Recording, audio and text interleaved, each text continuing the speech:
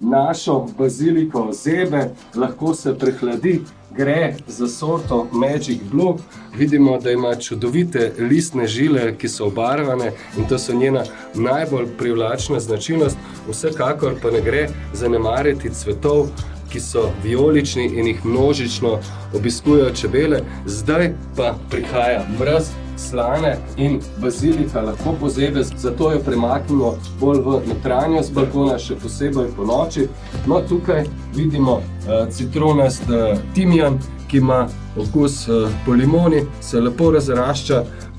Na drugi strani sosed bazilike je mandljev žajbelj, tudi lepo dopolnjuje višino zasaditve. Tukaj pa ostri origano, ki je zdaj, ko ni tako več vroče, izgubil svojo ostrino, ima okus po popru. Spodaj za nižji del zasaditve pa raste viseči rožmarin, gre za sorto Riviera. No, naj povem, da v tem času je najbolj ogrožena bazilika.